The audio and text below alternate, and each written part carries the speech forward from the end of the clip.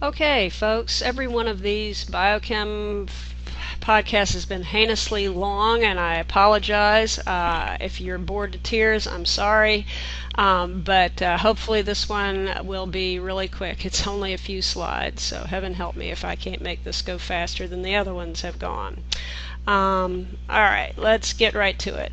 What we are going to talk about in this is the basic means by which macromolecules, and by macromolecules, of course, macro means large, and we already said that most organic compounds are large and complex molecular structures. They are made of not just 2 or 3 atoms, but hundreds or even maybe thousands of atoms. So, how do these molecules, these extremely complex molecules of which your body is built, how do they assemble themselves? So, macromolecules, I've already said this, composed of thousands of atoms potentially.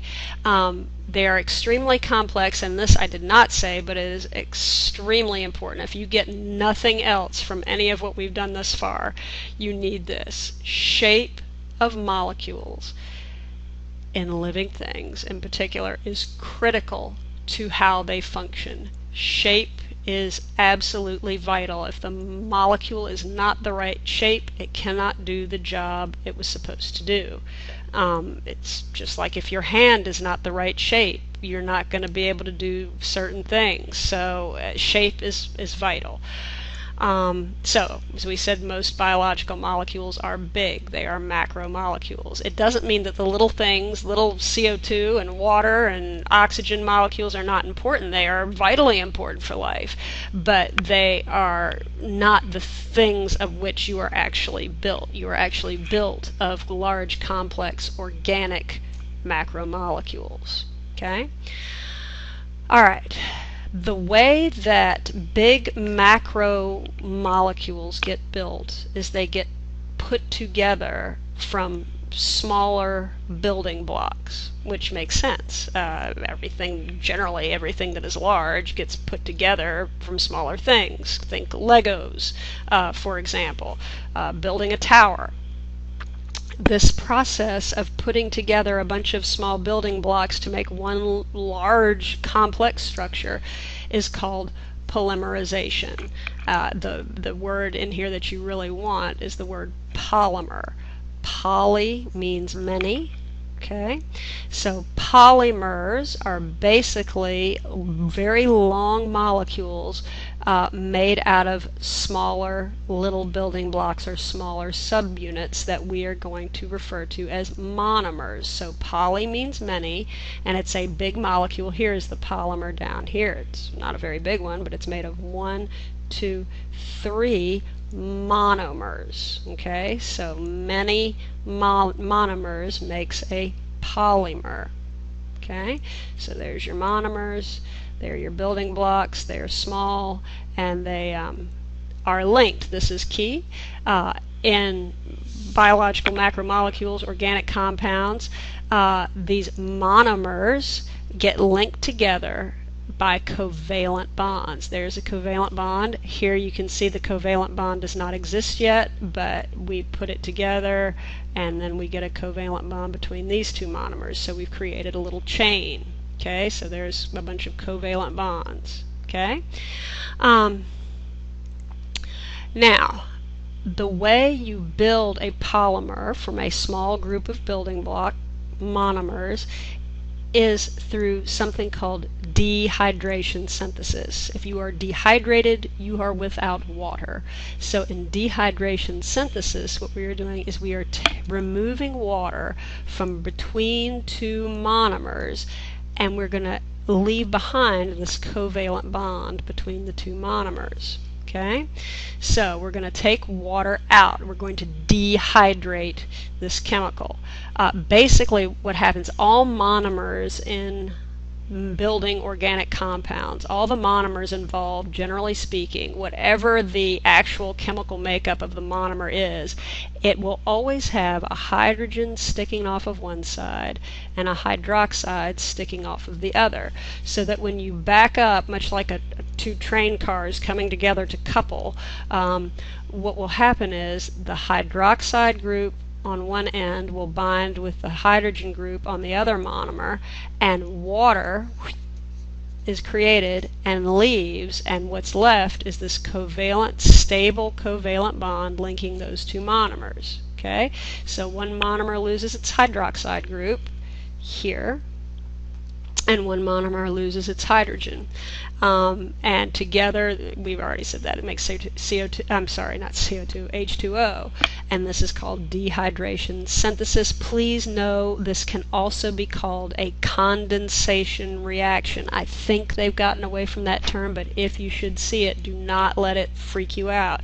Same thing as dehydration synthesis. You're pulling water out, or condensing water, if you will, creating water.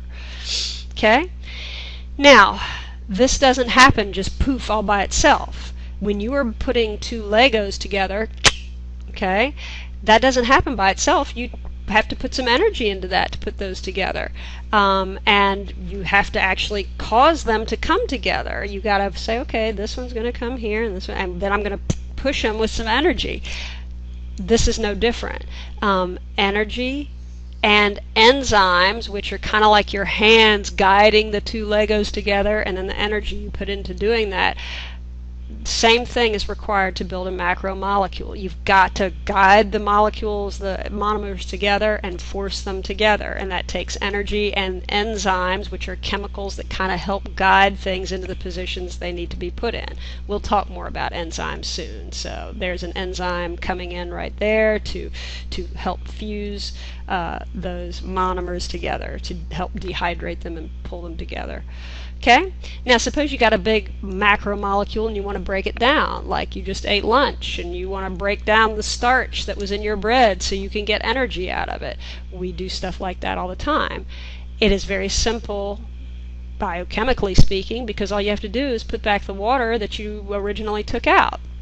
And this is called hydrolysis. Okay? So in this case, water is going to be used to break down polymers. If you look in the picture, there's water. We're just going to place it back in between these two monomers, and boom, the hydroxide group is back, the hydrogen is back, and these two monomers are separated. Okay? It's just the reverse of dehydration. And basically, usually, one monomer at a time is cleaved off in this way. So if you've got a great big starch molecule, you can hack it up into smaller bits that your body can actually more efficiently use by carving it up this way. So that's hydrolysis. It is also often referred to as digestion, because what you're doing is you are breaking apart this big complex molecule into smaller little parts that your body could use. Okay? This also usually requires enzymes, though this does not require so much energy because, or as much energy as the building, but think about it. It takes a lot less energy for me to break apart a tower than it does to actually construct it. Same here. There's usually energy released as a result of this. Okay, so here comes the enzyme to help break them apart, and an energy release would result from the breaking of that bond. Okay? Alright, there are 4 major groups of organic compounds that your body is made out of, and we've got to know these 4 and their characteristics and their uses. They are carbohydrates, lipids, proteins, and nucleic acids. One more time. What are they? They are carbohydrates, lipids, proteins, nucleic acids. These are the major organic macromolecule groups that your body and every other living thing is made of. Okay? You've got to know these 4 and their qualities. Alright, and that's it. Go figure. I borrowed this PowerPoint from another teacher, and I guess she just liked that picture. So, at any rate, if you have any questions, let me know. Otherwise, we're done with that, and thanks for watching. And for the rest of the biochemistry unit, your podcast will deal with each of those 4 macromolecule groups. Thanks a lot, and we'll see you again at the next podcast. Bye!